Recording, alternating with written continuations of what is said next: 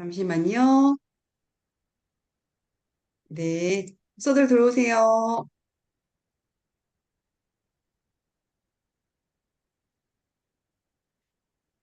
네.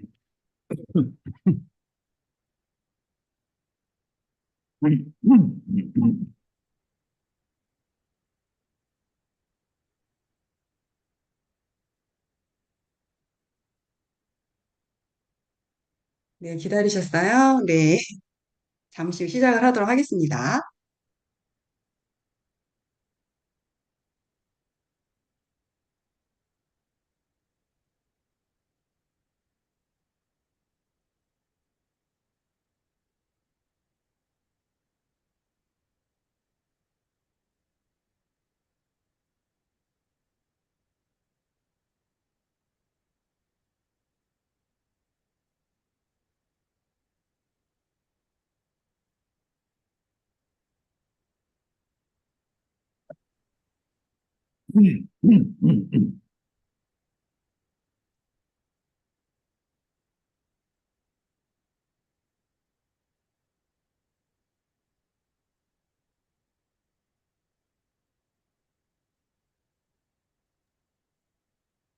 안녕하세요.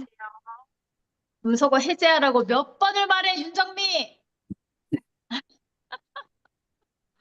오늘 아주 은혜가 넘치는데, 음소거를 안 해, 몇 번을 얘기했는데 음소거를 안 해가지고 은혜가 지금 싹 없어졌어. 안녕하세요, 목사님. 네, 안녕하세요. 안녕하세요.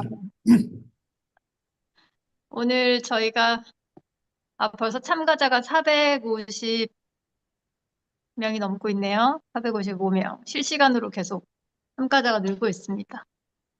그 실시간으로 방송을 보지 못하시는 분들도 이제 이따가 녹화 방송으로 또 목사님 말씀 함께 할 거니까요.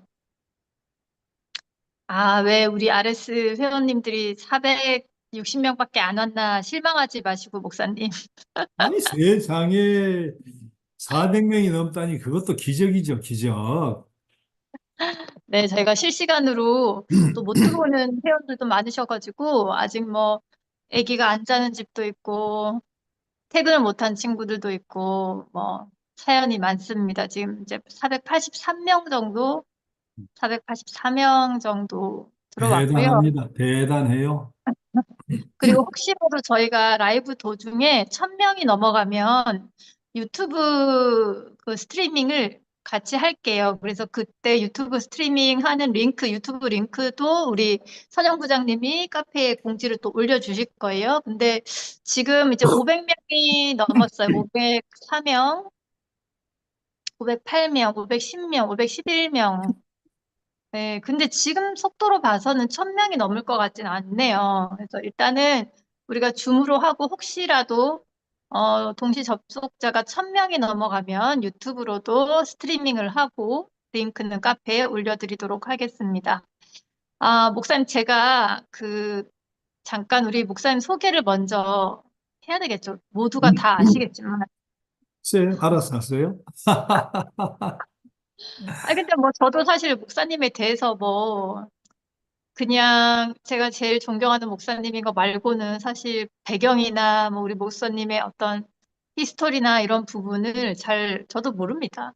그냥 저를 말씀으로 그 교회에 올가매신, 말씀으로 은혜 받을 수 있다라는 것을 보여주신 그런 목사님이시고, 그래서 제가 목사님을 뵙고, 이 신앙인들이 혹은 또 목회자들이 이런 모습이어야 하는데, 아니신 분들을 제가 너무 그간 많이 뵈서 좀 선입견이 있었다라는 생각을 많이 했어요. 근데 또 신앙생활도 잘 안 오늘 했는데 무슨 목사님들 많이 만났어요. 저 어린이 성경학교도 다니고 커서도 이민아 대표한테 몇 번 끌려다니고 뭐 주변 사람들한테 몇 번 끌려다니고 했었거든요. 그때 그 성당도 제가 다녔잖아요, 목사님. 성당 가서 그 헌재 송사도 하고 세례도 받고 뭐 그때 신부님들도 계셨고 뭐 이래저래. 근데 뭔가 참 마음이 이게 뭐지? 교회는 갈 때마다 자꾸 막 새신자 일어나서 인사하라고 하고 막 집에 온다 그러고 우리 집에 왜 오냐고. 어? 우리 집에 와서 뭐 하려고 자꾸 집에 온다 그러고. 그러니까 그런 게 너무 싫고 뭔가 자꾸 거부감이 생기고 뭐 지난주에 드라마에서 이런 얘기가 나왔는데 막 TV 얘기하시고 아 도대체 내가 여기 왜 앉아 있지? 이런 생각을 되게 많이 했어요. 근데 목사님 그 예배는 제가 이제 서귀포 중앙교회 온라인 예배 드릴 때, 아, 뭐지? 이렇게 내가 이렇게 집중을 할 수가 있나?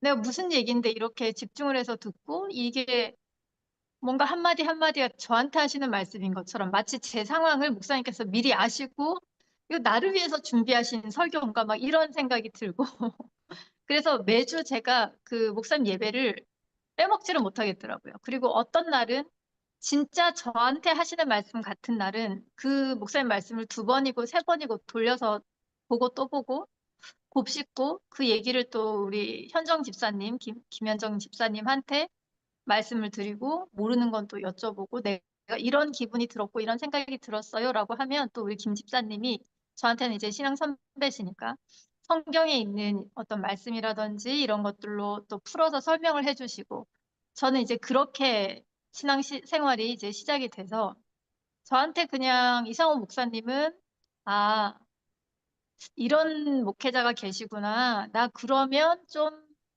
교회 가도 되겠다. 뭐 이런 생각을 하게 해주신 분이십니다. 아마 우리 카페에 있는 언니들도 저랑 같은 생각 들이실 거예요. 지금 아까 댓글에도 언니 저도 그래요.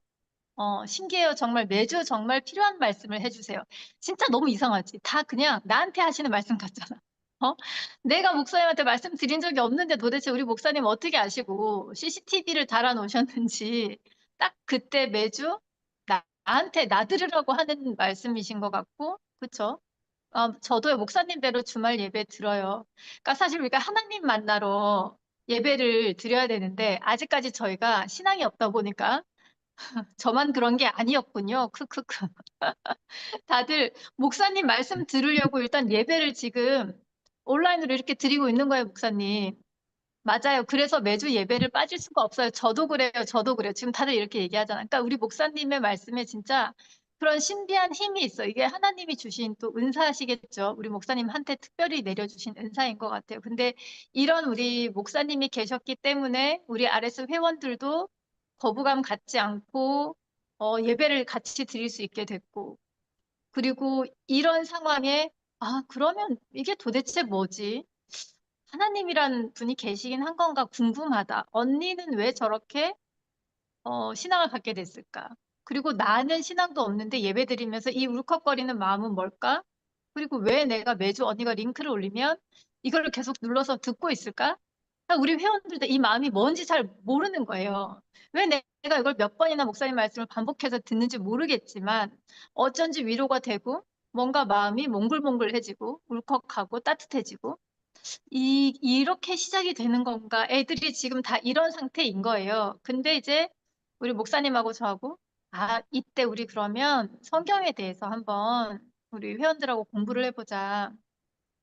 그래야 뭔가 제대로 알아야 이 신앙생활도 시작이 되지 않겠냐. 제가 목사님한테 부탁을 좀 드렸어요. 그랬더니 목사님께서 너무나 흔쾌히 돈 한 푼 안 받으시고 원래 성경 공부 돈 받는 거 아니라고 왜 기부했냐고 막 전화를 또 하셨는데 어쨌든 정말 우리 목사님 무료로 여러분들하고 성경 공부 해주시겠다고 흔쾌히 답변을 주셨고 근데 이제 저의 고민은 아 우리가 아직 예배를 왜 드리는지도 모르는 애들인데 구약 신약 이렇게 진도가 나가면 과연 우리 회원들이 우리 언니들이 이게 공부가 될까, 뭔가 마음이 동할까라고 좀 걱정이 돼서 목사님께 목사님 저희 성경 공부 본격적으로 하기 전에 신앙 기초반을 먼저 좀 했으면 좋겠습니다. 저는 서귀포 중앙교회에서 신앙 기초반을 온라인으로 물론 이제 온라인이었지만 다 들었기 때문에 그걸 들을 때 아, 이래서 이렇구나라는 생각을 되게 많이 할 수 있었고 여러분들도 그런 강의를 들으신다면 아, 내가 왜 예배 드려야 되고 어, 하나님 믿는 건 이런 거구나. 좀 맛보기로 뭔가 아실 수 있을 것 같아서 제가 4주간을 부탁을 드렸어요. 그래서 오늘이 그 첫 시간이고, 지금 신자가 아닌 분들도, 하나님 믿지 않으시는 분들도 굉장히 많이 지금 들어와 계실 거예요. 오늘 댓글을 보니까, 저는 신자가 아닌데 혹시 뭐 들어가도 되나요? 제가 민폐가 될 것 같아서, 근데 그래도 열심히 한번 따라가 보겠습니다. 저는 뭐 불교고, 뭐 어머니 49제도 모셨고, 그런데 언니가 한다고 하는 거니까 그냥 한번 공부를 시작해 볼게요. 뭐 정말 여러 개의 반응이 있었어요. 오늘 댓글이 500개가 넘게 달렸던 것 같은데. 음, 신자가 아니지만 목사님 말씀 좋아요. 그러니까 다들 지금 이런 상태인 거예요, 목사님.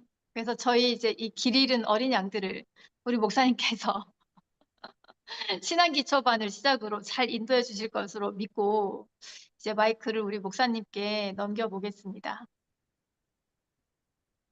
자, 너무 감동이에요. 얼마나 감사한지 모르겠어요. 야, 이런 감격을 맛보고 살아갈 수 있는 목사가 세상에 있을까 싶어요. 이런 공동체 자체가 불가능하잖아요. 자, 우리 유수인 대표님, 이런 특별한 좋은 것을 나누고 싶은 특히 우리 동생 같은 분들이니까 그런 마음에서 이런 모임이 결성이 됐다고 하는 것이 너무 감동이고 정말 보람이 있어요. 얼마나 감사한지 모르겠고 이제 앞으로 4주간 하려고 하는 주제는 신앙에 대해서 전혀 모르는 분들에게 신앙의 기초를 이제 안내해 드리려고 하는 과정이지만 그러나 제가 이제 교회에서 목회를 할 때는 처음 신앙생활하는 사람뿐만 아니라 집사님, 권사님도 오신단 말이에요. 이사 오거나 때로는 뭐 교회를 바꾸는 분도 계시고 때로는 장로님들이 오시는 경우도 있었어요. 때로는 목사님들이 신분을 숨기고 상처가 됐거나 또 새로운 교회 목회 나가기 전까지 목회를 하시다가 오신 분들도 계셨는데 무조건 새신자든 교회에 오래 다닌 중직자든 제가 목회하는 교회 교인이 되려고 하면 이 4주 가장 기초적인 신앙 공부를 해야 우리 교회 교인이 되도록 그런 제도를 갖췄기 때문에 자, 여러분 가운데 교회 교자도 모르는 신앙의 초보도 괜찮고 오랜 신앙생활에서 익숙한 분들도 괜찮고 교회 중직자도 괜찮고 다시 한번 우리 신앙을 정리한다고 하는 것은 굉장히 중요한 거예요. 그런 의미에서 우리 첫걸음을 하는 분으로부터 신앙생활 오래 해서 익숙한 분에 이르기까지 두루두루 은혜가 되었으면 좋겠다. 이제 그런 생각을 하면서 4주간 함께 이 길을 떠나보려고 해요. 자, 그래도 우리 성경 공부니까 기도하고 시작을 할게요. 하나님, 참 신비한 경험을 하게 해주시니 감사합니다. 신앙을 전혀 몰랐던 분들이 하나님에 대해서 알아가고 신앙에 대해서, 인생에 대해서 알아가기 위해서 이 자리에 모였습니다. 또 신앙이 익숙하지만 더 깊이 있는 신앙 가운데 자신의 삶을 세워가려고 이 자리에 모였습니다. 어떤 이유에서 또 어떤 배경 속에서 모였든지 하나님 예배해 놓으신 특별한 은혜로 함께 해 주실 줄 믿습니다. 하나님의 지혜가 또 마음속에 깨우쳐지게 해 주시고 또 신앙에 대해 밝히 알게 해 주시고 믿음의 기초 위에서 든든히 신앙을 세워가는 아름다운 출발이 되게 하여 주옵소서. 이제 시작합니다. 시간마다 주님 함께 해 주셔서 마음속에 큰 감동이 있게 해 주시고 새로운 소망의 길을 걸어갈 수 있는 능력의 발걸음 되게 하여 주옵소서. 감사함이 예수님의 이름으로 기도드립니다. 아멘. 자, 오늘은 첫 제목이 구원 하나님의 선물이에요. 우리 신앙생활 하면 어느 종교나 마찬가지 구원이란 말을 사용하는데 우리 성경이 말하는 구원, 기독교의 구원이 무엇인가? 신앙생활 오래 해도 구원에 대해서 한번 이야기해 보세요. 구원에 대해서 이야기해봐. 어떻게 구원받는 거야? 구원이 뭐야? 하면 오래 신앙생활한 분들도 이것을 제대로 전달하지 못하는 경우도 많아요. 그러니까 초보자가 되었건 신앙생활 오래 한 분이 되었건 간에 초보자는 구원에 대한 확신을 어떻게 갖게 되는가 하는 것을 알아가고 고백하면 좋고 신앙생활 오래 한 분은 구원에 대해서 어떻게 설명할 수 있나 체계적으로 잘 내 것으로 소화해서 이것을 무기로 또 잘 사용하게 되면 의미가 있지 않나 이제 그런 기대를 가지고 시작을 하겠어요. 여러분 교재들이 어떻게 전달이 됐어요? 그래요. 자, 교재를 보셔도 되고, 또, 뭐, 제 이야기만 들어도 괜찮아요. 교재가 있으면, 나중에, 또 보면서 따라오시고, 나중에 다시 한번 복습할 때 보시면 좋은데, 구원이란 말은, 구약은 히브리어예요. 이스라엘의 고어가 되겠지만, 예슈아예요. 예슈아. 신약 성경은 헬라어, 그리스어로 기록이 되어 있는데, 신약 성경에서는 소테리아예요. 자, 그런데 사과가 애플이잖아요. 말이 달라도 똑같은 사과를 지칭해야 되듯이 구약의 예슈와 신약의 소테리아 의미는 똑같아요. 그게 뭐냐? 건져낸다는 뜻이에요. 건져낸다. 영어로 salvation이라고 하잖아요. salvation 동사가 save, S-A-V-E. save가 절약한다, 저축한다는 뜻도 있지만 save가 뭐예요? 구조한다는 뜻이 있죠. 구조한다. 그 영어의 salvation도 건져낸다는 뜻이에요. 자, 한국말, 우리말 구원이 한자가 있죠. 구가 건질 구자예요. 원은 당길 원이에요. 우린 그냥 건져내는 것이 아니라 당겨서 건져낸다. 우리 구원은 건질 구 당길 원. 그러니까 히브리어가 되었든 헬라어가 되었든 영어가 되었든 우리 한국말이 되었든 구원이란 말의 뜻은 건져낸다는 뜻이다. 건져낸다. 그럼 무엇으로부터 건져내느냐? 궁극적인 것은 죄와 죽음과 영원한 형벌, 저주에서 건져내는 거예요. 그래서 우리가 보통 구원이라고 하죠. 또 죽어서 하나님의 나라 천국 가는 거, 그렇게 죽음에서 건져내고 형벌에서 건져내는 거, 영원한 심판과 멸망에서 건져내어 주시는 거니까 구원이에요. 자, 그런데 구원이라고 하는 것은 건져낸다는 뜻이라고 했으니까 꼭 죽어서 죽음에서 심판에서 건져내 주는 것뿐만 아니라 우리가 인생 살아가면서 신앙생활을 하면서 하나님이 건져 주시면 그것도 현세적인 구원이 돼요. 여러분 성경을 보면 구원이란 말이 꼭 죽어서 천국 가는 것에만 구원이라고 그렇게 이야기되는 것이 아니고 예를 들어봐요. 이스라엘 백성이 430년 동안 이집트 애굽에서 종살이를 하다가 홍해바다를 건너서 이제 자신의 나라를 갖게 됐는데 그때 종살이에서 건져내 주신 거, 홍해바다에서 건져내 주신 거, 그것을 저들은 구원이라고 노래해요. 하나님 우리를 구원하셨다. 종살이에서 구원하셨다. 바다에서 구원하셨다. 왜? 건져주셨으니까. 자, 나중에는 북왕국이 기원전 722년, 남왕국이 기원전 587년 망해요. 바벨론에게 망해요. 바벨론에게 망했다가 그리고 다시 포로에서 예루살렘으로 돌아오는데 그것도 성경을 보면 시편에도 마찬가지고 하나님 우리를 구원하셨다 그렇게 이야기한단 말이에요. 그러니까 구원이라는 것은 건져내는 거니까 그러면 내가 꼼짝달싹도 못하는 낭떠러지에 떨어졌는데 내 혼자서 올라올 수 없는 상황 속에서 누군가가 나를 건져내어주면 구원인데 그것은 질병에서 불가능한 질병에서 나를 건져내줘도 구원이고 좌절과 절망에서 건져내줘도 구원이고 말이죠. 고통과 실패 속에서 꼼짝달싹을 못할 때 나를 건져주시면 구원이다. 구원이라고 하는 것은 우리가 살아가면서 현세적인 구원이 있고 또 나를 부르실 때 궁극적인 구원이 있다. 구원은 건져낸다는 뜻이니까. 자, 그런데 이런 구원을 어떻게 경험하게 되는가? 어떻게 이 구원을 확신할 수 있게 되는가? 이제 거기에 대해서 오늘 설명을 하려고 해요. 자, 교재를 가지신 분은 제 1번의 제목이 이래요. 주제가 구원은 하나님의 값없이 주시는 값없는 선물입니다. 그렇게 돼 있죠? 그리고 거기 보면 에베소서 2장 8절 9절의 말씀이 실려 있어요. 자, 같이 한번 여러분 가지고 있으면 보시고 아니면 제 말을 들어봐요. 자, 에베소서 2장 8절 9절에 이런 말씀이 있습니다. 너희는 그 은혜에 의하여 믿음으로 말미암아 구원을 받았으니 이것은 너희에게서 난 것이 아니요 하나님의 선물이라. 행위에서 난 것이 아니니 이는 누구든지 자랑하지 못하게 함이라. 다시 잘 봐요. 자, 구원은 뭐라 그랬어요? 믿음으로 말미암아 받는 것이다. 행위가 아니라 거룩한 행실이 아니라 내 노력이 아니라 믿음으로 받는 것이라 그랬어요. 그 믿음은 은혜에 의하여 하나님의 은혜가 임할 때 믿음으로 말미암아 구원을 받는데 중요한 것이 그다음 뭐라 그랬어요? 이 구원은 너희에게서 난 것이 아니라 하나님의 선물이라 그랬어요. 자, 그럼 앞에 뒷말을 다 빼요. 구원은 하나님의 선물이다. 구원은 하나님의 선물이다. 여러분, 선물은 어떻게 받아야 돼요? 선물.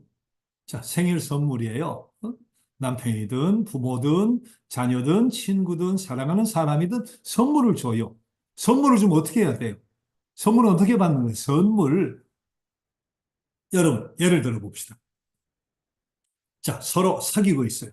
결혼을 전제로 사귀고 있어요. 그때는 서로 잘해주고 싶고, 잘 보이고 싶고, 내가 가진 것이 없어도 최선을 다하고 싶잖아요. 자, 여자친구의 생일이 됐어. 만난 지 요새 뭐 100일째 이런 것도 기념하던데, 어쨌든 특별한 날이 되어가지고, 남자가 이 내 여자친구가 뭘 갖고 싶어 하는가, 평소 대화를 통해 알게 되고 보게 됐는데, 어떤 경우는 이제 뭐 스마트폰일 수도 있고, 뭐 가방일 수도 있고, 뭐 반지일 수도 있고, 뭐 있겠죠. 자, 뭐, 뭐 할까요? 뭐 스마트폰, 뭐 100만 원씩도 가잖아요. 뭐 가방은 뭐 싼 거에서 명품까지 끝이 없으니까. 어쨌든 최선을 다해 비싼 선물을 사준 거예요. 오늘 생일 축하한단 말이지. 우리가 만난 지 100일인데 축하한단 말이지. 자, 여러분이 받았어요. 그런데 뭐 아니면 역으로 남자에게 시계를 줬다고 생각을 해도 괜찮아요. 자, 그런데 받은 사람이 혹은 받은 친구가 잠깐만 하더니 은행 ATM으로 쫓아가더니 ATM에 들어갔다 뭘 들고 와가지고 말이지. 야, 내가 이거 갖고 싶은 거 어떻게 알았냐고 말이야. 이거 요새 100만 원 아니냐 말이지. 100만 원 하고는 돈을 주는 거야. 자, 그러면 기분이 어떨까? 돈이면 좋아요? 돈이면 좋냐고. 그때는 생각이 이상해질 수가 있어요. 아니, 이 친구가 말이야, 결혼 앞둔 이 친구가 내가 선물을 줬는데, 아니, 돈을 챙겨가지고 물건값을 준다? 야, 이거 나를 무시하나? 우리가 없다고 좀 뭐 없이 보여서 뭐 동정을 하나 말이지? 돈이라고 좋은 게 아니고 오해를 사거나 기분이 나쁠 수 있어요. 그때 어떻게 해야 돼? 선물이니까 어떻게 해야 돼? 그때는 어쩔 줄 몰라 하면서 어떻게 내가 이걸 필요하는지 알았냐 말이야. 이게 얼마짜리인데 정신이 있냐 말이지. 당신 월급이 얼마인데 말이지. 이런데 돈을 쓰냐 말이야. 그러면서 폴짝폴짝 뛰고 더 감격스러우면 눈물을 쫙 흘리고 말이지. 그러면 선물값을 하는 거예요. 선물은 그렇게 받아야 돼. 선물은 값을 치르면 안 돼요. 선물은 그렇게 받는 거예요. 기뻐서 어쩔 줄 몰라서 감격스러워서 그렇게 받으면 주는 사람은 보람 있어. 주는 사람은 행복한 거예요. 선물은 그렇게 받는 거예요. 자, 구원은 뭐라 그래요? 구원은 하나님의 선물이라고 했으니까 하나님이 선물로 주셨대. 우리가 어떻게 받아야 되는 거예요? 그래서 우리가 나 같은 죄인 살리신 그 은혜 놀라워 하면서 이 눈물을 흘리면서 말이지. 이 구원이 나한테 값없이 주어졌다면 세월이 3년, 5년 지난 뒤에도 말이지. 나 같은 것에게 이런 구원을 선물로 주셨다고. 나 같은 죄인 살리신 또 하면서 말이지. 그렇게 감격스럽게 받는 거예요. 선물이니까. 근데 우리 어려서부터 좋은 습관이 있어요. 이건 좋은 습관이 뭐냐 하면 하드 아이스크림 하나를 사러 가도 거기에 상응하는 돈을 주고 가져오는 거예요. 콩나물 하나를 사도 돈을 주고 물건 값을 주고 가져오는 거예요. 자동차를 사면 말이지 거기에 걸맞는 값을 주고 비싼 뭐 집을 사면 거기에 걸맞는 값을 주고 가져오는 거예요. 좋은 습관이에요. 근데 그걸 안 주고 가져와 버리면 도둑질이 되는 거니까. 근데 우리의 몸속이 배였어. 싼 것은 싼 대로 값을 치르고 가져오고, 비싼 것은 비싼 대로 값을 치르고 가져오고. 근데 구원이라는 거예요, 구원. 인생 살아가며 하나님 실패와 좌절과 고통 속에서 건져주시고, 궁극적으로 내가 죽는 그 순간, 나를 영원한 심판이 아니라 나를 하나님의 나라로 건져주시고, 야, 이걸 어떻게 그냥 받아. 내가 값을 치러야지. 자연적으로 인간이 그렇게 생각하게 돼 있어요. 자, 그것은 참 기특한 생각인데 생각해봐요. 값을 치를 수 있을까요? 하나님 세상 살아가는 동안 건져주셔. 죽음에서 건져주셔. 영원한 세계, 이게 100년, 200년이 아니라 영원히 살아가는 영원한 삶의 세계로 건져주셔요. 자, 내가 값을 치르겠다. 얼마를 부르면 돼요? 얼마를 부르면? 얼마, 그게. 빌 게이츠라고, 여러분, 영원히 사는 값을 누가 치러요? 돈으로 바꿀 수 있는 사람 없어요. 네가 돈으로 치러보겠다면 그래 내가 불러볼게. 이? 가진 것에 10배, 100배를 불러버릴까 하나님이. 이것은 돈으로 바꿀 수 있는 게 아니란 말이에요. 영원한 삶이라고 하는 것이, 구원이라고 하는 것이.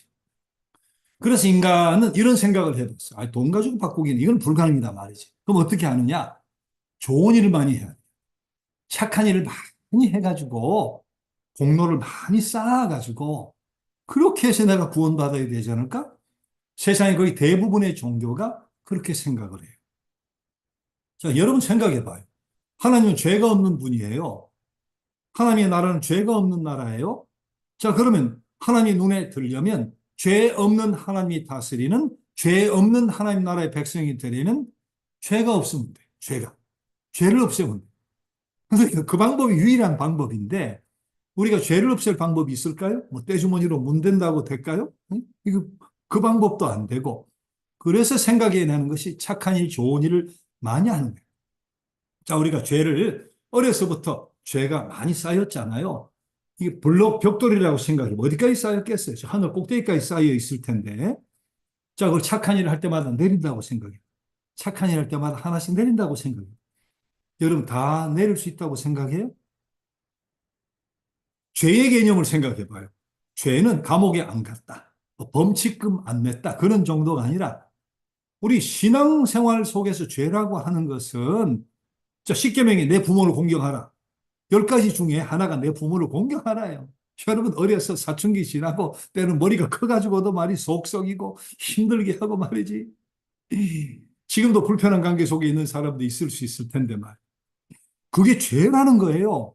양심을 거스르는 것도 죄예요. 내 양심을 거스르는 것도. 거짓말하는 것도 죄예요. 미워하는 것도 죄예요. 성경에 보면 이런 이야기도 있어요. 내가 마음속으로 음욕을 품으면 그것은 간음한 죄와 같다. 네가 마음으로 미워하면 살인한 죄와 같다. 예수님 그렇게 말씀해 버리셨으니까 미워하는 것이 무슨 죄예요? 내 마음속에 일어나는 자격인데 근데 마음의 중심을 보시는 예수님은 미워하는 것이 살인한 죄와 같다? 여러분 이렇게 생각하면 우리 죄가 어디까지가 있겠어요? 우리가 하나를 좋은 일에서 내리는 동안 죄가 2개, 3개가 더 올라가. 오늘도 화내버렸거든. 오늘도 미워해버렸거든. 응? 오늘도 거짓말해버렸거든. 오늘도 자식한테만 내 마음대로 해버렸거든. 내가 착한 일에 하나를 내리는 동안 죄가 2개, 3개, 4개가 올라가 버린다니까? 불가능해요. 불가능해. 돈으로 불가능하지만 선한 일, 착한 일을 해가지고 내리는 것도 불가능해요. 내릴 수도 없고 더 쌓이고 더 쌓이니까. 여러분 생각해봐요. 이만한 바위돌을 연못에 던졌어요. 당연히 가라앉겠죠? 주먹만한 돌을 연못에 던졌어요. 어떻게 돼요? 당연히 가라앉겠지. 새끼 손톱만한 돌을 연못에 던졌어요. 어떻게 돼? 그것도 가라앉아요. 돌이니까. 자, 우리가 볼 때 나는 죄가 있다만한데 저 사람은 죄가 요만하게 보여요. 그럼 우리끼리는 뭐라고 해요? 요만한 사람을 세인트, 성인이라고 불러요. 성 프랜시스, 성인이라고 불러요. 근데 그 우리끼리 도토리 키재기고 여러분 이만한 돌도 가라앉고 요만한 돌도 가라앉아요. 죄 없는 하나님이 다스리는 죄 없는 하나님의 나라는 죄가 요만하냐 이만하냐 상관없어요. 죄의 크기와 상관없어요. 불가능한 거예요. 불가능한 거. 죄를 다 없애서 하나님의 자녀가 되고 구원받는다는 것은 불가능한 것이다. 우리가 이 사실을 인정해야 돼요. 우리 불교에서는 정신이 너무 좋죠. 우리도 그렇게 살아야 되는데 저들 나름대로 이제 극락이라는 구원이라는 것을 얻기 위해서는 좋은 일을 많이 해야 돼요. 세계 모든 종교가 다 그렇듯이. 그래서 귀화불사, 귀화장에 이름 써가지고 올리고, 연등 돈 내고 달고, 그 다음에 방생도 하죠. 물고기도 풀어주고, 좋은 일 아니고 좋은 일. 많이 좋은 일 해가지고, 이제 그 공로를, 공적을 쌓는 건데, 우리는 그게 불가능하다고 고백하는 거예요, 우리 기독교는. 좋은 일이지만 그것으로 의를 획득한다. 불가능하다는 거예요. 그것으로 내 죄를 다 없애서 구원을 얻는 데 불가능하다는 거예요. 그래서 불교인들은 구원의 확신을 가질 수가 없어요. 네, 제가 언제 부동산에서 오래전에 이야기인데 주인하고 이야기를 하다가 목사인 걸로 알게 된 거예요. 그래서 뭐 이렇게 저렇게 이야기하다 저도 물었어요. 보니까 그분이 일요일 날 절을 안 빠지고 가요. 그 정도면 대단한 겁니다. 예? 사흘 초팔날 한 번이 아니고 매월 한 번도 아니고 매 일요일마다 법당에 절에를 가는데 대단하시네요. 야, 불교도 이렇게 열심인 분들이 계시는군요. 대단하시네요. 근데 자, 여쭤보고 싶은데 우리는 천국이라고 하고 불교는 극락이라고 하던데 혹시 선생님 기분 나쁘게 생각하지 말고 사람은 꼭 한번 그런 날이 오니까 제가 그런 날이 먼저 올 수 있으니까 혹시 오늘 세상을 떠나시면 선생님 말씀하시는 불교의 극락에 가실 자신이 있어요? 불교인들은 절대로 자신 있다고 이야기할 수 없죠. 내가 쌓은 모든 죄를 공적을 통해 다 내려가지고 갈 수 있다는 자신을 가질 수가 없어요. 구원의 도가 그러니까. 근데 우린 구원의 도 자체가 달라요. 우린 그렇게 공로를 쌓고 내 노력으로 선한 일을 많이 해가지고 구원 얻는 것은 불가능하다고 우리 인정을 하는 거예요. 성경도 이야기해요. 의인은 없나니 하나도 없다 말이지. 그렇게 따지면 우리가 큰 죄, 작은 죄의 차이일 뿐이지 지구는 거대한 감옥과 같은 거예요. 거대한 감옥. 감옥은 죄인들이 있는 거니까 큰 죄, 작은 죄 할 것 없이 우리가 다 죄인이면 거대한 지구란 감옥 속에 있는데 여러분 생각을 해봅시다. 자, 여기 우리 강선영 선생님. 우리가 감옥에 지금 감방이 다 있어. 500명이든 300명이든 2000명이든 감옥이 같이 있는데 한 10명 중이라고 생각해, 10명. 이야기를 들어보니까 우리 강선영 선생님이 너무 억울하게 들어온 거예요. 억울하게 들어왔어요. 사건은 있었어요. 사건은 있었는데 너무 억울해. 우리가 볼 때는 정당방위예요. 아니, 아무리 재판이 잘못돼도 집행유예 정도의 형은 안 살고 나와야 돼. 너무 억울해. 우리가 다 이야기하는 거예요. 아니, 선생님, 죄가 없잖아요. 잘못됐잖아요. 나가세요. 나가세요. 나가세요. 그러니까 9명이 아무리 이야기해도 불가능해. 우린 감옥 속, 감방 속의 죄수니까. 어떻게 해야 돼요? 방법은 하나밖에 없어요. 감방 밖에 있는 누군가가 탄원서를 쓰든지, 증거를 찾든지, 변호사를 사든지, 뭔가를 해야 돼요. 감옥 밖에 있는 누군가가 뭔가를 해야 돼요. 그렇잖아요. 그러면 지구란 거대한 감옥 속에 우리 죄인들이니까 우린 방법이 없어요.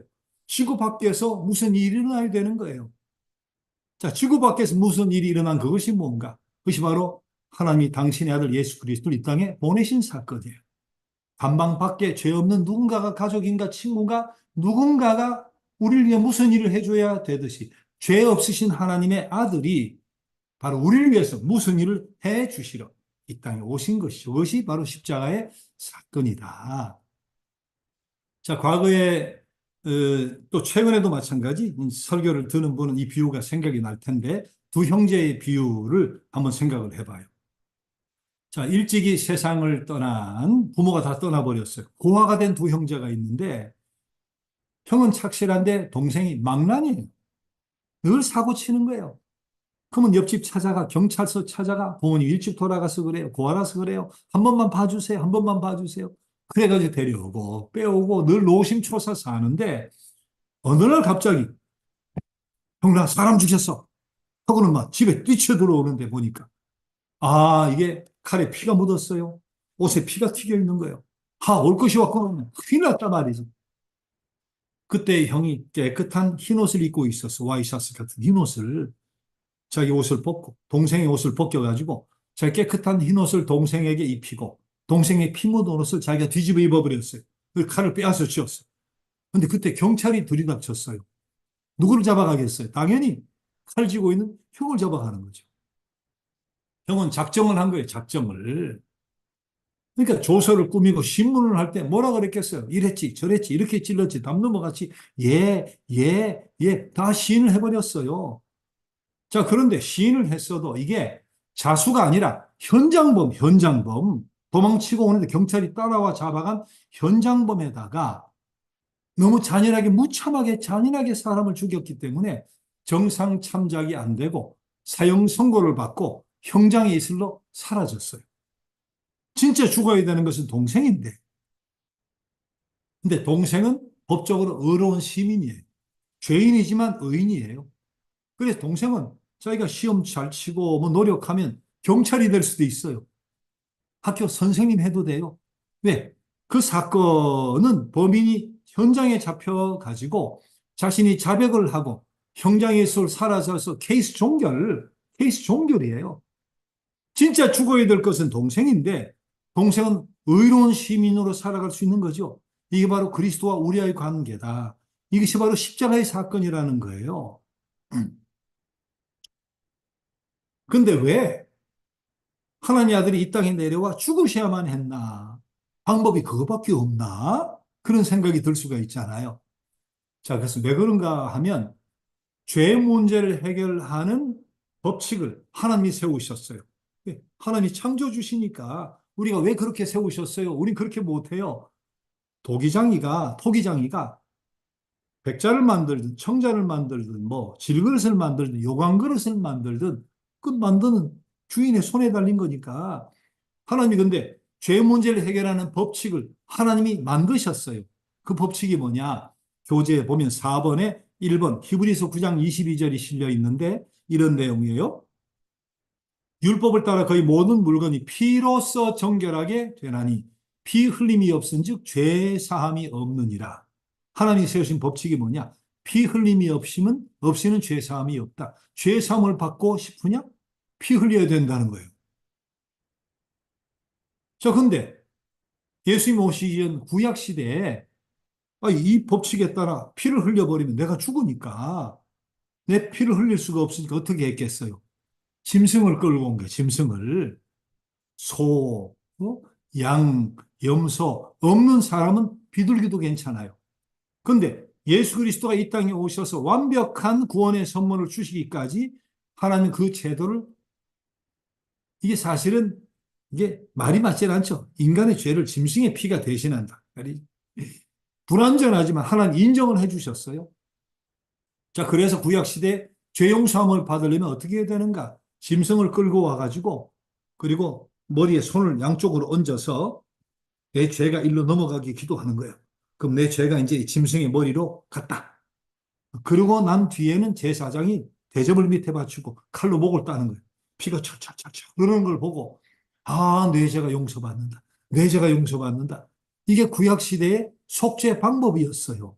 없는 사람 비둘기, 좀 있는 사람은 비싼 소. 자, 그런데 그것도 한 가지 조건이 있어요. 그 조건이 무엇인가? 레위기서를 비롯해서 반복되어 나오는 것이 그래 피 흘리는 것이 짐승도 대신해도 내가 용납을 하지만 흠 없는 제물이어야 한다. 흠 없는 제물. 아니 100마리를 가지고 있는데 절뚝거려요. 피부병이 걸렸어. 고기로도 안 팔려. 이런 가지고 하면 그 못 받겠다는 거 하나님이. 흠 없는 제물. 흠 없는 제물.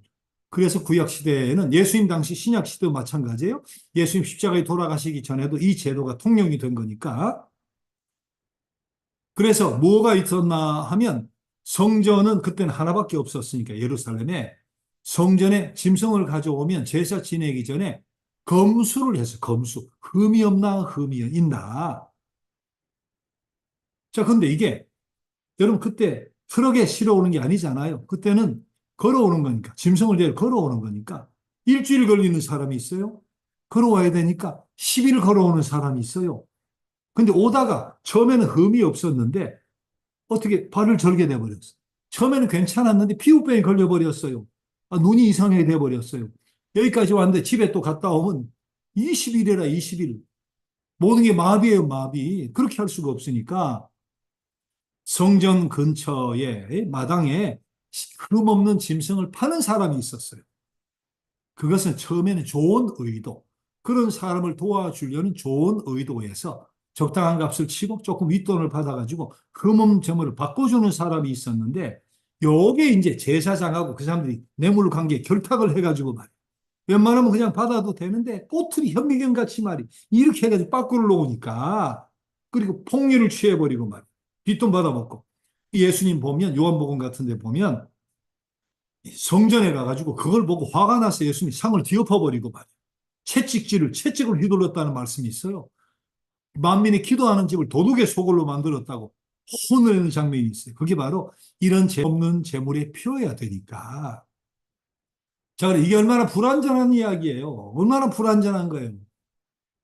자, 그래서 구약 예수님 오시기 800년 전 이사야 선지자를 비롯해서 구약의 많은 선지자들이 때가 차면 메시아를 보내신다. 때가 차면 구원자가 오신다. 끊임없이 선포하고 때가 차면 그때가 지금부터 2000여 년 전이죠. 앞으로 공부해 나가면 왜 2000여 년 전 그때가 때가 찬 걸까? 왜 그게 때인가? 그것도 함께 공부하는 때가 오게 될 텐데 하나님 약속하신 때가 참에 지구 밖에 죄가 없으신 흠이 없으신 그분이 이 땅에 오신 거예요. 제가 여러분 대신에 피 흘려 드리면 좋겠어요. 근데 이게 안 되는 거야. 왜? 흠 없는 인간이 아니니까. 마더 데레사, 뭐 성 프란시스, 주기철 목사님, 손영환 목사님, 타주와 그분들이 그분도 안 돼요. 흠 없는 인간이 없으니까 흠 없는 제물이어야 되는데 그 흠 없는 분이 하나님의 아들, 유일하신 하나님의 아들 그분밖에 없으시니까 하나님 당신의 아들 보내시고 예수님 순복해서 우리를 위해 이 땅까지 오셔서 십자가에 피 흘려 죽으신 사건, 그것이 바로 십자가의 사건이에요. 아까 이야기한 두 형제의 비유같이 큰형님처럼 자신의 하얀 옷을 우리에게 입히고 우리의 피 묻은 옷을 자신이 뒤집어 쓰시고 그리고 죄값을 다 치르시고 값없이 우리에게 구원을 선물로 주신 사건, 이것이 바로 그리스도의 십자가의 사건이다. 여러분, 한 선교사님이 이 구원의 이 복음을 전하려고 광산 갱도에 내려갔어요. 갱도가 경사가 이렇게 져서 내려가는 그런 갱도도 있지만 수직으로 내려가는 갱도 있어요. 수직으로 700m씩 내려가는 갱도도 있어요. 자, 선교사님 그 갱도를 점심시간에 내려가가지고 이야기를 했습니다. 여러분, 구원은 건져준다는 뜻인데 구원은 하나님의 선물이에요.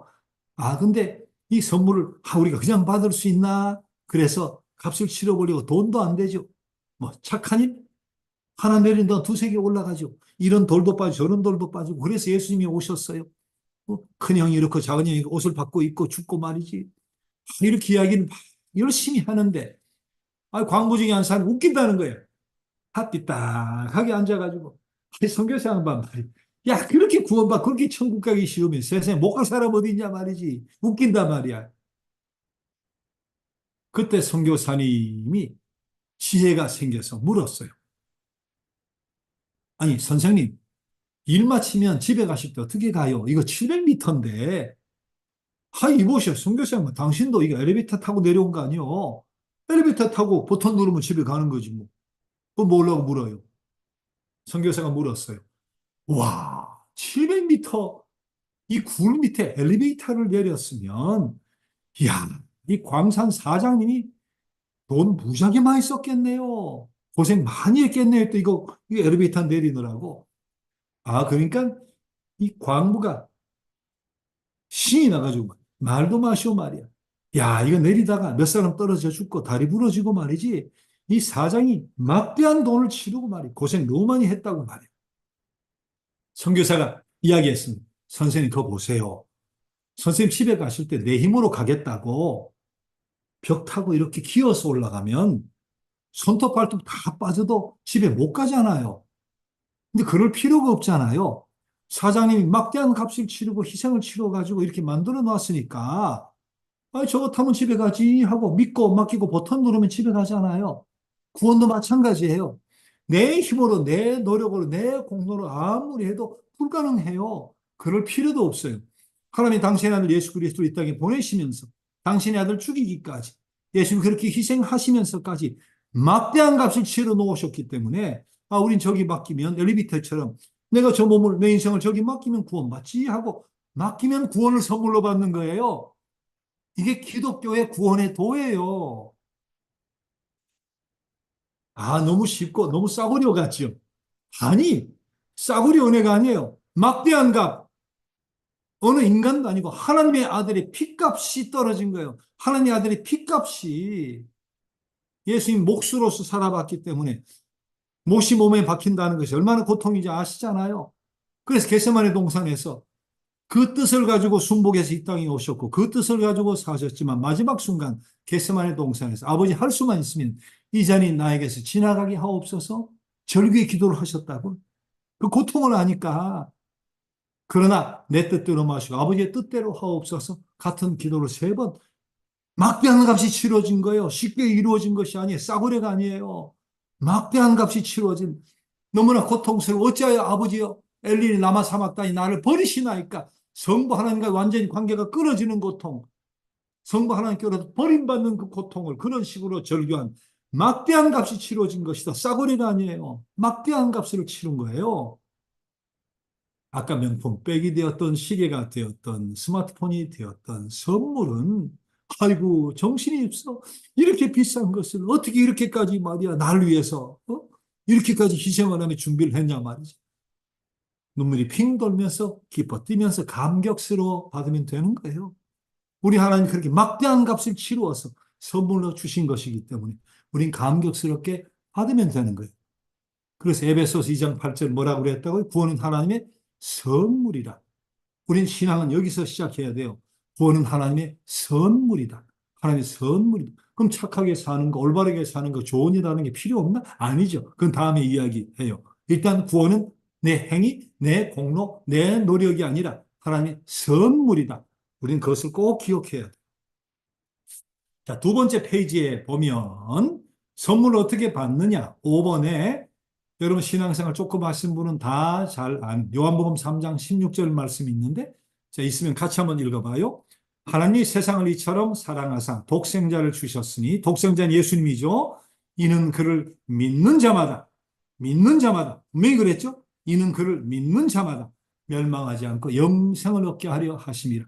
믿는 자마다 그랬어요. 조금 더 구체적으로 믿는다는 것이 뭔가?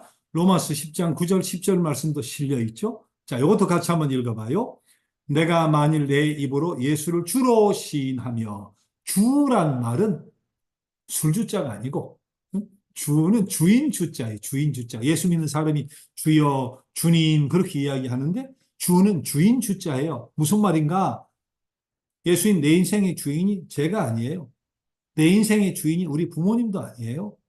내 인생의 주인이 우리 회사 사장도 아니에요. 내 인생의 주인은 예수님이세요.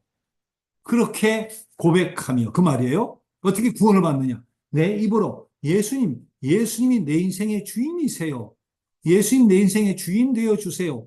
그렇게 시인하고 그 다음 하나님께서 그를 죽은 자, 그는 예수님이죠. 죽은 자 가운데서 살리신 것을 마음으로 믿으면 죽은 자는 십자가예요. 살리신 것은 부활이에요. 기독교 양대 기둥이 있어요. 하나라도 없이 무너져버린 그 기둥이 뭐예요? 십자가 부활이에요. 주님이 나를 대신에 십자가에 피 흘려 흠없는 제물 되어 죽으셨다는 십자가. 죽고 매장되어 끝나면 그게 뭐겠어요? 근데 죽으시고 부활하셨기에 구원의 소망이 생긴 거니까. 기독교 양대 기둥이 십자가 부활인데 예수님이 내 인생의 주인이세요? 그렇게 시인하고 예수님의 십자가 부활을 믿으면 구원을 받는다. 요한복음 3장 16절의 말씀을 조금 더 구체적으로 풀어서 말씀해 주신 것이 로마서 10장 9절 10절이에요. 그래서 마지막 보니까 마음으로 믿어 의에 이르고 죄인이지만 의인이 되게 죄인이면 의인이 되는 것이 이렇게 마음으로 믿어 의에 이르고 입으로 예수님 내 인생의 주인이세요. 시인하여 구원에 이르느니라. 예수님 십자가 날 위한 십자가지. 그 보혈의 피가 날 위한 흠없는 제물의 피였지. 날 구속하기 위한 피였지. 그리고 그분이 죽으시고 부활하셨지. 십자가 부활을 마음으로 믿고 입으로 시인하면 무엇을? 예수님이 제 인생의 주인이세요. 시인하면 구원을 얻는다. 그것은 그때 구원이 선물로 나에게 임한다는 거예요. 그렇게 구원을 선물로 받는 거예요. 자, 여기에서 필요한 것이 또 하나 전제 조건이 있어요. 구원은 믿음으로 받는데 전제 조건이 뭔가? 여러분 6번의 제목이 뭡니까? 우리에겐 회개가 필요합니다. 그랬어요. 여러분 생각해 봐요. 내가 무슨 죄가 있나? 이런 사람이 무슨 구원을 선물로 받겠어요? 야, 나만큼만 살아봐. 그럼 세상에 법이 없어도 돼. 나 같은 법이 없어도 살 사람이란 말이지. 세상에 뭐 죄 없는 사람 어디 있어? 그래 내 정도가 되면 세상은 뭐 사실은 뭐 평화롭고 법도 필요 없지 말이지. 이런 사람은 구원을 선물로 받을 자격이 없어요. 죄인이 아니잖아요. 죄인이 아닌데 그래서 전제 조건 하나가 뭐냐? 내가 죄인이라는 사실을 인정하고 회개하는 거예요. 죄인이니까. 자, 그래서 6번에 1번 이런 말씀이 있죠. 마가복음 1장 15절 이르시되 때가 찼고 하나님의 나라가 가까이 왔으니 회개하고 복음을 믿어라. 구원은 믿음으로 받는 거예요. 행위가 아니라 믿음으로 받는데 믿음 앞에 전제 조건이 회개하고 믿음으로 받는 거예요. 회개하고, 하나님 제가 죄인이에요. 제가 몰랐는데 지금 생각해 보니까 하나님 말씀 보다 보니까 제가 죄인이네요. 이것도 죄고 저것도 죄였네요. 양심의 가책은 죄가 아니라고 생각했는데 그것도 죄였네요. 부모님께 순복하지 못한 것도 죄였네요. 하나님 제가 이렇게 하니까 죄투성이네요. 하나님 제가 죄인이에요. 하나님 저를 용서해 주세요. 제가 용서받고 싶고 죄 씻음을 받고 싶어요. 회개하고 믿으라는 거예요. 두 가지 전제 조건이 필요하죠. 두 가지가 구원을 선물로 받기 위해서 죄인인 것을 인정하고 회개하는 것과 예수님 내 인생의 주인이다 하고 십자가 부활을 믿으면서 예수님 내 인생의 주인으로 모셔드리는 이 믿음, 회개와 믿음, 이 두 가지가 구원을 선물로 받는 전제 조건이다. 자, 그런데 7번. 이렇게 회개하고 죄인임을 인정하고 예수님 내 인생의 주인으로 삼고 그렇게 구원받은 사람에게 주어지는 결과가 뭐냐? 자, 그 결과가 많지만 네 가지가 있어요. 자, 7번에 1번 보세요. 첫째, 그렇게 믿음으로 구원받은 사람에게 주어지는 결과, 선물은 첫째, 하나님의 자녀가 되는 하나님의 자녀. 그 전까지 하나님의 자녀가 아니었어요. 세상의 자녀, 사탄의 자녀, 악의 자녀, 불의의 자녀, 죄의 자녀에서 이렇게 믿음으로 주님을 내 인생에 모셔드리는 순간 하나님의 자녀로 신분이 바뀌는 거예요. 자, 거기 요한복음 1장 12절 읽어봅시다. 영접하는 자, 곧 그 이름을 믿는 자들에게는 하나님의 자녀가 되는 권세를 주셨으니 분명히 그렇게 이야기하고 있죠. 주님을 내 마음속에 모셔드리고 그 이름을 믿는 자에게 하나님의 자녀가 되는 권세, 신분을 주신다. 믿음을 구원받으면 첫 번째 생기는 결과가 하나님의 자녀가 되는 거예요. 두 번째, 영원한 생명의 삶을 살 수 있습니다. 요한복음 5장 24절 같이 읽어봅니다. 내가 진실로 진실로 너희에게 이르노니 내 말을 듣고 또 나 보내신 이를 믿는 자는 영생을 얻었고 심판에 이르지 아니하나니 사망에서 생명으로 옮겼느니라. 자, 믿는 자는 영생을 얻는다 그랬어요. 믿음으로 영생, 믿음으로 구원을 받는데 중요한 게 뭐냐? 믿는 자는 영생을 얻을 것이라고 했어요. 얻었다고 했어요. 자, 믿는 자는 영생을 얻었고라고 했잖아요. 이상하다. 영생은 내가 죽을 때 20년 뒤에, 40년 뒤에, 60년 뒤에 내가 죽을 때 영생 얻는 거 아닌가? 내가 구원받아서 영생은 그때 얻을 것 아닌가? 근데 성경 그렇게 이야기를 하질 않아요. 요한복음 5장 24절에 예수님이 직접 하신 말씀이에요. 뭐라고 했어요? 믿는 자는 영생을 얻었고 예수님을 내 삶의 주인으로 모시고 믿고 고백하는 그 순간 영생이라는 선물이 그 순간 내 안에 들어와 버리는 거예요. 영원한 생명이 내 안에 있다가 나와 함께 있다가 때가 돼 부르실 때 나를 영원한 길로 인도해 가는 거예요. 그래서 이거는 분명히 그렇게 이야기하죠. 믿는 자는 영생을 얻었고 그래서 우리는 구원의 확신을 이야기할 수 있는 거예요. 왜? 믿는 자는 영생을 얻었다고 했으니까. 믿음으로 하나님의 자녀가 되는 권세를 주시는데 그 순간 믿는 자는 영생을 얻어버렸다니까. 그러니까 구원받았어요? 예, 나 구원받았어요. 왜? 믿는 자는 영생을 얻었다고 하셨으니까. 그래서 우리는 구원의 확신을 고백할 수 있고 구원의 확신을 가질 수 있고 구원의 확신을 노래할 수 있는 거예요. 내 행위와 내 삶의 모습과 관계없이 나는 부족하지만 아직도 나는 죄된 모습을 가지고 있지만 난 예수님을 내 삶의 주인으로 믿고 고백하니까 주님 십자가가 부활이 나를 위한 것임을 내가 받아들였으니까 그 순간 하나님의 자녀가 되는 권세가 임하고 믿는 자는 영생을 얻었다고 했으니까 이 말씀에 의지해서 내 느낌과 내 감정이 아니라 이 말씀에 의지해서 우린 구원의 확신을 가질 수 있고 고백할 수 있는 것이다. 이게 다른 종교와 다른 거예요. 그래서 구원은 하나님의 선물인 거죠. 자, 세 번째. 구원받은 성도에게 주어지는 결과가 성령이 그 순간 우리 속에 선물로 임하게 돼요. 자, 고린도전서 3장 16절 이런 말씀이 있죠. 너희는 너희가 하나님의 성전인 것과 하나님의 성령이 너희 안에 계신 것을 알지 못하느냐. 성령은 하나님의 거룩한 영이에요. 하나님의 영이 내가 구원받는 그 순간, 구원을 선물로 받는 그 순간 하나님의 자녀가 되고 그 순간 영생이 내 안에 들어와 버릴 뿐만 아니라 그 순간 성령이 나에게 임하시는 거예요. 성령이 내 곁에 계시고 나와 함께 하시고 내 안에 계시고 성령을 선물로 받는다. 성령의 사람이 되는 거예요. 그래, 지난 주일에도 그런 말씀 드렸죠. 내가 늘 얻고 걸었다. 그 말씀.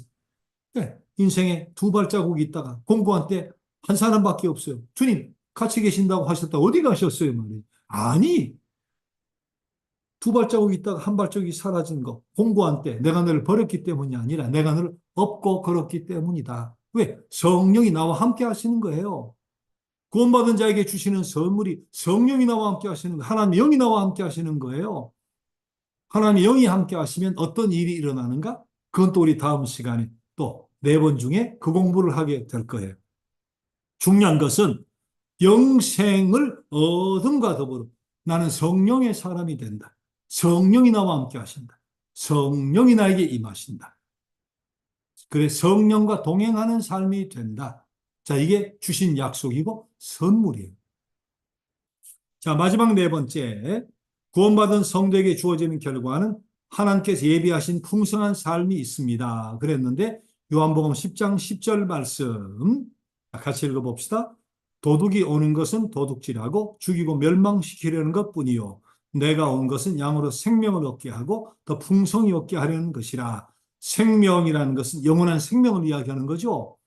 자, 주님을 내 마음속에 모셔드리고 내 인생의 주인으로 삼고 구원을 선물로 받은 사람은 생명을 얻게 되죠. 이 생명, 영원한 생명. 근데 생명을 얻을 뿐만 아니라 그 다음 더 풍성히 얻게 하는 것이다. 이것은 풍성한 삶을 의미하는 거예요. 영원한 생명을 얻는 것일 뿐만 아니라 그리스도 안에 살아가는 하나님의 구원받은 자녀는 풍성한 삶을 살게 되어지는 복이 임하게 되는 거예요. 그 고백이 시편 23편 다윗의 고백, 시편 시인의 고백이요. 하나님을 내 삶의 목자로 삼으니까 내게 부족함이 없으리로다. 푸른 풀만 맑은 물가로 인도해 주신다. 제가 쉬었다 가는 교회 예배에서 두 번째 주일날 설교했던 내용이기도 하죠. 하나님의 백성, 하나님의 자녀가 되었으니까, 풍성한 하나님의 자녀가 되었으니까 우리의 삶을 영원한 생명뿐만 아니라 풍성한 삶으로 인도해 주시는 복이 많은 거예요. 그 풍성함이라는 것은 부족함 없이 진짜 눈에 보이는 내가 갖고 싶은 모든 것을 다 가져서 풍성함도 있지만 하나님 내 삶의 의식주를 그렇게 채워다 주시죠. 그러나 그 풍성함은 이런 것도 있어요. 내 삶에 이것도 비고 저것도 비고 남에 비해서 부족한 것도 있고 없는 것도 많아도 내 마음에 부족함이 없으면 내 마음에 감사가 넘치면 내 마음이 행복하면 그 사람은 풍성한 거예요. 실제로 그런 삶이 얼마든지 가능해요. 재벌이 풍성하겠죠. 모든 거 다 가졌으니까. 그것의 천분의 일, 만분의 일을 가졌는데 또 풍성한 마음을 가지고 부족함을 느끼지 않으면서 감사하면서 살아가는 사람이 얼마든지 있어요. 신앙의 세계 속에 그 풍성함도 얼마든지 있죠. 자, 그런 풍성한 삶을 살아가는, 부족함이 없는 삶을 살아가는, 감사의 삶을 살아가는 그런 삶의 복이 임하는 것도 구원받은 자에게 주시는 하나님의 선물과 결과다. 자, 오늘 구원이 하나님의 선물이다. 구원을 어떻게 받는가 하는 것에 대한 정리를 여러분 잘 해요. 신앙을 몰랐던 분들, 구원의 도를 몰랐던 분들, 물론 정리를 잘 해야 되지만 신앙생활 오래 하면서도 때로는 제가 물어본다고 했을 때, 실제로 제가 물어본 적도 있어요. 교회에서 집회를 하거나 할 때, 거기는 이제 저녁 예배 같은 데 오면 뭐 집사님, 권사님, 장로님 이런 분들 쭉 앉아 있잖아요. 제가 묻습니다. 자, 여러분 구원받은 분들이죠? 네. 저는 주님을 인생의 주인으로 모셔드린 분이죠? 예, 다 그래요. 자, 그런데 여러분, 자, 지금 하나님이 부르시면, 지금 여러분이 세상을 떠나면 천국에서 눈뜰 자신 있는 분 손 들어보세요. 그러면 손을 드는 사람, 머뭇머뭇 하는 사람, 못 드는 사람 갈라져요. 네? 신앙생활 오래 하고 직분을 다 가진 분이고 예수 내 인생의 주인이라고 고백한 사람들인데 지금 내가 죽으면 천국에 눈 뜰 수 있는 자신 있는 사람 하면 손을 못 드는 사람이 많아요. 그거는 아이고 내가 이런 직분 가지고 봉사도 많이 하고 헌금도 많이 못했고 말이지. 제대로 착하게 살지도 못하고 말이지. 부족한 것이 많다 하는 겸손의 뜻, 부족함의 뜻이겠지만 그것은 겸손이 아닙니다. 구원의 도를 모르는 거예요. 겸손이 아닙니다. 아직까지 구원의 도를 모르는 거예요. 겸손이 아니에요. 창피한 거예요. 창피한 거예요. 내가 부족한 것은 부족한 거지. 내가 연약한 것은 연약한 거지. 그것은 그대로 인정을 하면 되는 것인데, 구원은 그렇게 해서 얻는 게 아니에요. 내가 완벽해져서, 내가 뭐 봉사를 하나님 마음에 쏙 들게 다 해서, 내가 뭐 인간성이 완벽하게 좋아져서, 그럼 불가능하다니까. 불가능해요, 그것은. 그런 사람에게 주시는 구원의 선물이 아니에요. 하나님 불가능한 줄 알기 때문에 이런 방식으로 우리에게 구원을 주기로 작정을 하신 거예요. 그래서 선물이에요. 그래서 우리 늘 노래하는 거예요. 나 같은 죄인 살리신 그 은혜 고마워. 나 같은 죄인 살리신 그 은혜 고마워. 놀라워. 신앙생활 10년, 20년 하면서 눈물을 흘리고 감사하는 거예요. 도저히 나 같은 것이 내 행위로 따지면 지옥 밑바닥에 가야 될 나를 나 같은 것을 건져서 구원을 선물로 주셔서 하나님의 백성 삼고 영생을 선물로 주셨습니다. 그렇게 노래하고 감사하는 이게 구원의 도를 안 사람의 신앙이지. 아까 이야기한 내가 부족해서 손을 못 드는 사람은 겸손이 아니에요. 그래서 신앙생활 오래 한 분들도 이 구원의 도를 다시 생각해요. 다시 배워야 돼. 다시 내 것이 되게 해야 돼. 분명히 아세요. 구원은 내 의로, 내 노력으로, 내 공로로, 내 선으로 불가능하다. 죄 없는 하나님이 다스리는 죄 없는 하나님의 나라에 들어가려면 죄가 없어야 되는데 내가 어떻게 죄가 없어질 정도의 공로를 쌓아서 쌓아 올린 죄의 벽돌을 다 내리냐 말이지. 불가능하다 말이야. 인정을 해야 돼. 인정을 해야 돼. 성경이 의인은 없나니 하나도 없다고 이야기해 주셨어요. 인정을 해야 돼. 그래 주신 귀한 선물과 은혜가 죄 없는 그분이 이 땅에 오셔서 큰 형님처럼 내 모든 죄를 대신해서 옷을 갈아입고 십자가에 대신에 피 흘려 주신 대속의 사건, 그 사건을 고마워하며 회개하며 감사하며 그 예수님을 내 인생의 주인으로 모시겠다고 고백하는 그 사람에게 그 순간 구원은 선물로 임하는 것이다. 이 사실을 꼭 기억하면서 구원의 확신을 가지고 살아야 돼요. 아시겠죠? 자, 그러면 여러분 교재 제일 뒤에 보면 영접 기도라고 있어요. 자, 이것을 제가 끊어서 읽을 텐데 따라 해봐요. 따라 하는데 마음을 담아 해봐요. 따라 했다고 저절로 구원 얻게 되는 것은 아닐 거예요. 따라 해도 내 마음의 고백이 되어져야지. 내 마음의 고백이 되어져야 될 텐데. 자, 믿음이 있는 분들, 이미 확신을 가진 분은 다시 한번 구원의 확신을 노래하는 심정으로 고백을 드리고 오늘 처음 이 복음을 듣고 아, 진짜 그 구원이 그렇게 임하는 것이구나 하는 것을 여러분 기대하고 확신한 분은 그 믿음의 고백을 가지고 드려봐요. 자, 제가 읽습니다. 보고 따라해도 괜찮아요? 자, 제가 한마디 할 때마다 따라해 주세요. 예수님, 지금까지 저는 제 마음대로 살았습니다. 많은 죄를 지었습니다. 하지만 예수님께서 하나님의 아들이시며 저의 죄를 용서해 주시기 위해 십자가에 못 박혀 죽으셨음을 믿습니다. 이 시간 저의 죄 때문에 돌아가신 예수님을 제 마음에 모십니다. 저희 모든 죄를 용서해 주옵소서. 저를 하나님의 자녀로 삼아 주옵소서. 예수께서 친히 제 인생의 주인이 되어 주시며 저의 삶을 복된 길로 인도하여 주옵소서. 같이 합시다. 예수님의 이름으로 기도드립니다. 지금 이 고백이 진정한 내 마음의 고백이고 진실된 내 마음의 고백으로 받아들여지고 이 고백을 할 수 있다면 이게 내 진정한 내 마음의 고백이라면 여러분의 구원의 선물이 임할 수 있다는 것, 임하셨다는 것을 여러분 믿고 확신하고 고백해도 돼요.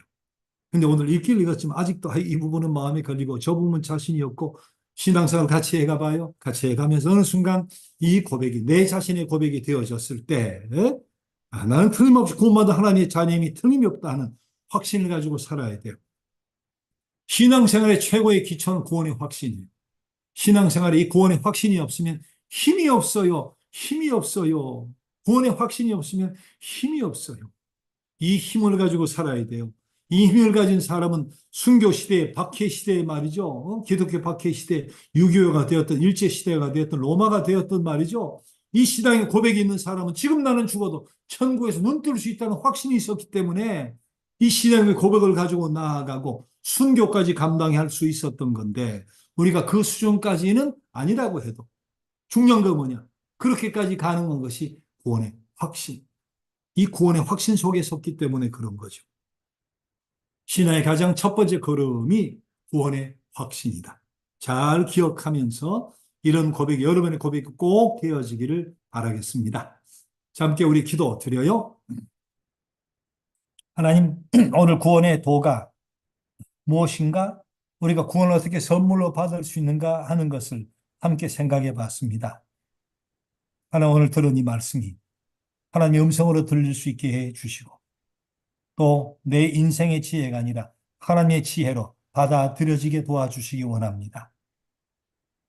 십자가의 주님이 고백되어지고 그 죽으심과 피 흘림이 나를 위한 것인 것이 믿어지게 해주시고 죽음에 부활하신 주님 때문에 우리 영원한 소망이 있을 수 있다는 확신이 우리 마음속에 들어지게 해주시기 원합니다. 무엇보다 더 이상 내 삶의 주인이 나도 아니고 부모님도 아니고 그 누구도 아니고 내 인생의 주인이 예수님이 되어 주옵소서. 예수님이 내 인생의 주인이십니다. 그렇게 고백할 수 있는 용기와 믿음이 우리 안에 넘치게 하여 주옵소서. 이 확신을 가지고 이 믿음의 반석, 구원의 반석 위에 아름다운 신앙의 터전을 그리고 신앙의 터를 세워가고 믿음의 탑을 세워가는 하나님의 거룩한 백성들이 되어질 수 있도록 함께하여 주옵소서. 구원의 확신을 선물로 주님 주시며 이 확신이 믿어지고 고백되어지게 능력으로 함께해 주시고 역사로 함께하여 주옵소서.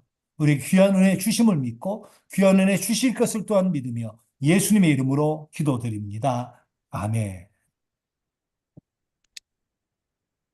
자, 여러분 첫 시간을 내어서 참여해 주셔서 너무 감사하고 자, 다음 주 화요일에 우리 두 번째 주제를 가지고 만나도록 하겠습니다. 그리고 더 기쁜 것은 우리 뭐 이미 들으셨겠지만 우리 시에나 김현정 부회장님, 안수 집사님 너무 감사한데 우리 크리스천이 기업이 되어지기를 거기서 예배가 드려지기를 알아서 우리 예배 시작한 지 석 달밖에 안 됐는데 여기 이렇게까지 하나님을 사랑하고 신앙 앞에 나오려는 많은 영혼들을 생각해서 본인이 포기를 했어요.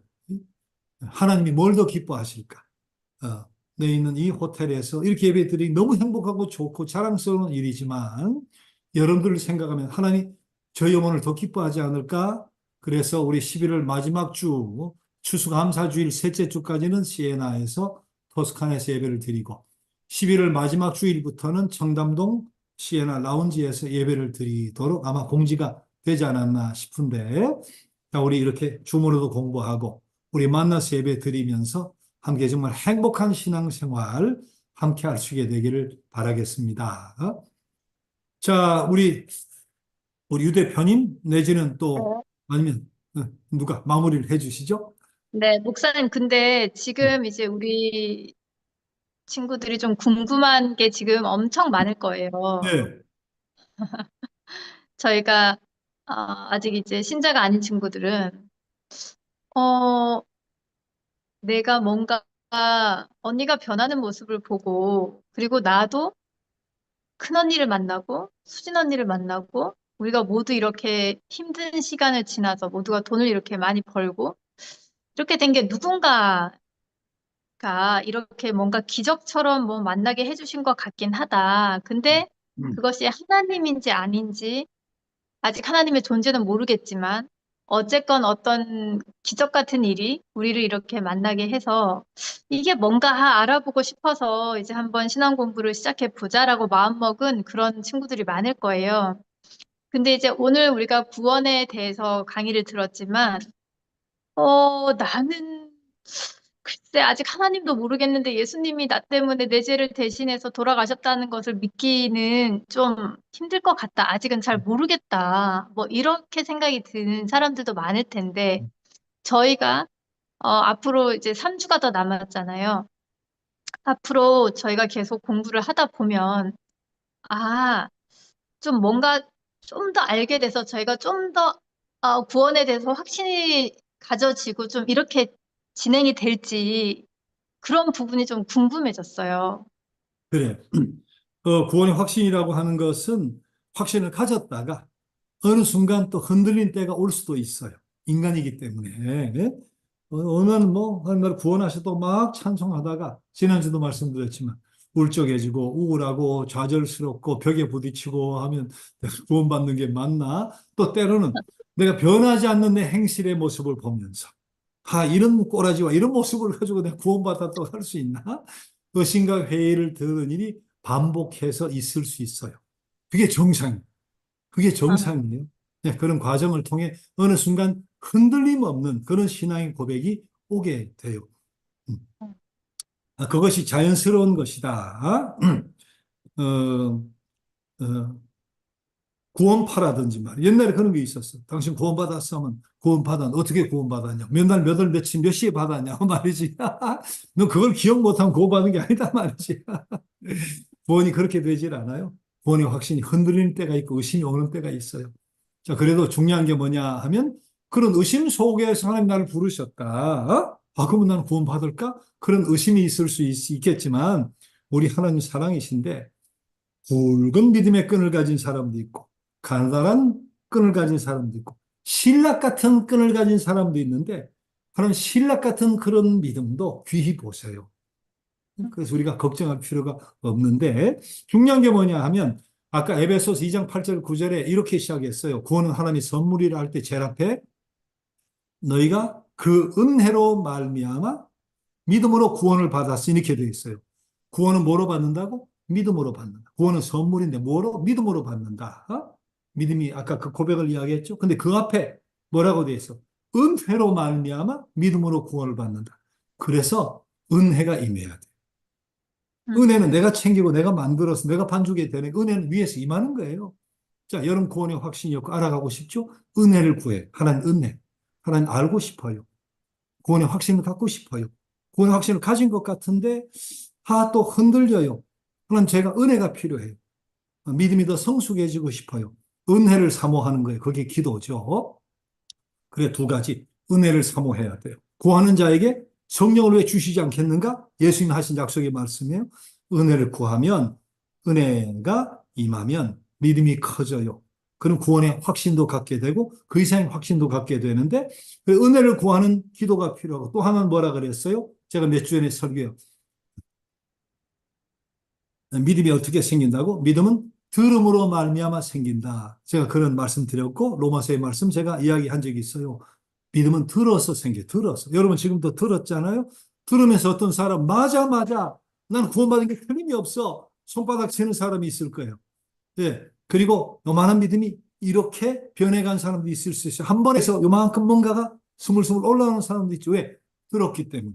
이 두 가지가 병행돼야 돼요. 은혜로 말미암아 믿음이 생기는 하나님 은혜 주세요. 저에게도 지푸라기 많은 은혜라도 좀 줘보세요. 저 언니들은 저렇게 큰 은혜 주셨지만 하나님 지푸라기 많은 것도 좀 줘보세요 말이지. 그래서 하나님 살아계시다는 것만이라도 좀 알게 해주세요. 구원의 확신만이라도 갖게 해주세요. 은혜를 구하는 거 하나. 그리고 믿음은 들음으로 말미암다고 했으니까 들어야 돼요. 이렇게 말씀 듣고 설교 듣고 성경 읽는 것도 듣는 거죠. 신앙의 좋은 서적을 읽는 것도 듣는 거죠. 예, 말씀을 들어야 돼. 두 가지. 그렇게 해봐요. 신앙은 두 가지가 있어요. 급진적으로 변하는 게 있어. 그건 바울 사도가 예수 믿는 사람 때려 죽이고 감옥에 놓고 하다가 갑자기 말이지 다메섹이라는 동네에 예수 믿는 사람 잡으러 가다가 주님 만나고 180도가 변한 사람이 있는데 그런 경우는 드물어요. 있기는 있어요. 그렇게 바뀌는 사람. 모르죠. 우리 유수인 대표님도 그렇게 바뀐 유에 속하면 그런 유에 가깝다고 할 수 있는데 그보다 더 많은 경우는 주일학교 다니고 뭐 이렇게 뭐 이게 있나 없나 아니면 뭐 성장해서 신앙생활 마찬가지 이렇게 저렇게 근데 뭐 예배는 드려보고 교회도 안 빠지고 가보고 근데 여러분 옛날 콩나물 시루에 물 붓는 거 알아요? 요새 그 못 본 사람 많을 텐데 콩에다가 그 물을 부어 물을 까만 항아리에다 콩 넣고 그럼 요만큼 올라와요. 위에 헝겊 넣고 물을 계속 부으면 밑에는 구멍이 나가 물이 다 빠져. 물이 다 빠지는데 콩나물이 자라는 거예요. 하루하루 자라는 게 안 보이는데 보면 난 콩나물이 돼버린다니까. 예, 그렇게 신앙이 성장해가는 것이 훨씬 많아요. 요건 디모데형, 디모데 외할머니가 믿고 어머니도 믿고 그리고 바울 사도가 목회했던 에베소 교회 두려워 떨면서 목회했던 디모데는 그런 형, 점진적으로 보이지 않게. 근데 뒤에 이렇게 보면 5년 전과 지금을 보면 그래도 내가 변했다. 지금 내가 말도 아니고 아직도 멀었지만 10년 전 예수 처음 믿을 때 아니 작년과 비교 그래도 내가 달라졌지. 삶도 생각도 가치관도 마음이 달라졌지. 그렇게 변화가 오는 거예요. 디모데 형도 있고 바울 형도 있고. 은혜를 사모하면서 그리고 말씀 들음으로 믿음이 커나가기를 사모하면서 그러면 바울 형이 되었던 디모데 형이 되었던 확신도 갖고 변화도 오는 역사를 그리고 더 큰 역사를 경험하게 돼요. 네. 목사님, 그럼 마지막으로 하나만 더 네. 음, 저희가 이제 은혜를 구하라. 그리고 말씀으로 또 은혜를 받아라라고 하셨는데, 네. 말씀을 들으면 믿게 된다고 하셨는데, 말씀이야 이제 우리가 강의를 듣고 예배도 듣고 하면서, 성경도 읽고 하면서 이제 계속 듣게 될 거고, 그래서 믿음이 이제 생겨나면 좋겠는데, 작은 은혜라도 구하라라고 하셨는데, 저희가 기도를 한 번도 안 해본 친구들도 있을 거거든요. 음, 음. 그래서 기도할 때 그냥, 하나님, 저도 작은 은혜라도 하나님 계시다는 것을 믿도록 저에게도 은혜를 베풀어 주세요. 예수님 이름으로 기도드렸습니다. 아멘. 이렇게 하면 되는 건가요? 기도하는 방법도 저희 모르는 친구들 그래. 많거든요. 매번 속에 다 들어가 있어. 매번 공부 속에 그게 다 들어 있어요. 아, 기도하는 법으로부터 하나. 다 들어 있어요. 자, 일단 물었으니까 기도는 어떻게 해야 되는가? 제가 그것도 네 번 중에 할 텐데, 자, 일단은 기도는 형식 필요 없어요. 형식 필요 없고 내 마음에서 우러나오는 단 외마디 한마디라도 괜찮아요. 다음에 제가 그런 간증도 하고 할 텐데, 물에 빠지는 사람이 뭐 회개 기도하고 감사의 기도하고 찬양 기도하고 뭐 하고 물에 빠지면 주여 한마디밖에 못 하는 거지. 살려주세요. 그 기도회 아니에요. 형식이라는 게 뭐 필요해. 그 순간 살려주세요 했는데 기도예요. 기도 형식이 필요 없어요. 하나님 아버지, 우리가 아버지 앞에 뭐 전상서 옛날에 그렇게 썼지만 그것도 편지지만 꼭 그렇게 할 필요 없잖아요. 아버지 나 뭐 필요해요. 10만 원만 보내줘요. 자, 그것도 아버지와의 대화가 되는 거니까. 그러나 기도를 형식으로 잘 갖추려면 이렇게 하면 된다 하는 것을 다음에 말씀드릴 텐데 일단은 기도는 자유롭게 내 하고 싶은 이야기를 그냥 가감 없이 하나님 앞에 아뢰면 짧든 길든 기도가 된다. 하나님 들으시는 기도가 된다. 구체적인 것은 여러분 끝까지 네 번만 들어도 궁금한 것이 많이 해소가 될 수 있을 거예요. 예. 네, 잘 알겠습니다. 감사합니다, 목사님. 자, 우리 여러분 궁금해 하실 만한 걸 언니가 대신 지금 목사님한테 여쭤봤는데, 자기들이 궁금했던 게 이게 맞죠? 그래서 우리가 너무 사실은 성격이 급해요. 마음도 급하고. 그래서 내가 니네 성격을 아니까 목사님께 니들 대신 여쭤본 거야. 그래. 자, 그래서 오늘, 이제 앞으로 시간도 있고 우리가 네, 또 청담도 예배를 드리면 그때 마치고 성경 공부를 해도 되고 개인적으로 궁금하면 예배 마치고 와서 물으면 돼. 물으면 돼. 얼마든지 너무 앞으로 좋아. 길이 열려 있으니까. 그죠? 네. 알겠습니다. 제가 사실 목사님 오늘 제가 이렇게 좀 여쭤본 거는 다음 강의 때는 사실 안 여쭤볼 건데 오늘 강의 때 여쭤본 것은 첫 시간이라 애들이 이렇게 하고 다음 시간에 안 들어올까 봐. 그래서 오늘은 제가 정리를 해서 좀 여쭤본 거고 그래서 저희가 오늘 할 일을 정했습니다. 네. 일단 오늘 저희는 잠자기 전에 뭐 형식에 구애받지 않고 일단 오늘 저녁에 잠자기 전에는 하나님, 저 하나님 계시다라는 것을 믿을 수 있게 저에게 작은 은혜라도 저에게도 베풀어 주세요. 라고 구하고 자는 것. 그리고 오늘 우리 들은 강의를 복습을 해도 좋고 복습하기 싫으면 안 해도 돼. 그 다음 주에 또 우리 또 강의 들을 거니까. 그래서 요렇게 우리가 할 일을 정하고 시작을 해보면 그래도 우리 회원들이 포기하지 않고 잘 따라오시지 않을까라고 생각을 해 봅니다. 그쵸, 여러분? 그래야지. 좋은 제안 해줘서 너무 감사해요. 하나님 기뻐하실 거예요. 짤막해도 예, 잠자기 전에 기도해 보세요. 예, 형식 관계없이 하고 싶은 이야기를 하나님 앞에 그렇게 한번 대화로 아뢰어 보세요. 네, 그리고 목사님, 저는 이제 제가 김현정 집사님께 들었던 말씀 중에 제일 좀 충격이었던 건, 대표님이, 하나님을 믿고 말고 선택이 아니야. 하나님께서, 대표님이 하나님을 믿도록 허락해 주시는 거야. 그래서 체험시키는 거야. 기독교는 체험의 종교야. 그래서 대표님이 하나님 계시다는 것을 믿을 수 있게 체험시켜 주시고 대표님을 선택해 주시는 거지. 대표님이 건방지게 내가 하나님 계신지 안 계신지 판단하고 믿을지 말지 판단하고 그러는 게 아니야. 막 이렇게 말씀하시더라고요. 근데 우리가 카페에서 이렇게 저랑 인연이 돼서 만나고 집사님 큰언니도 만나고 목사님도 만나고 그러면서 우리가 너무나 자연스럽게 예배를 드리게 되고 이렇게 또 자연스럽게 신앙 기초반 강의도 함께 듣게 되고 하는 이 모든 것이 여러분 이게 하나님께서 여러분을 선택하셨다라는 뜻이라고 저는 해석이 되거든요. 목사님 제가 지금 드린 말씀이 맞나요?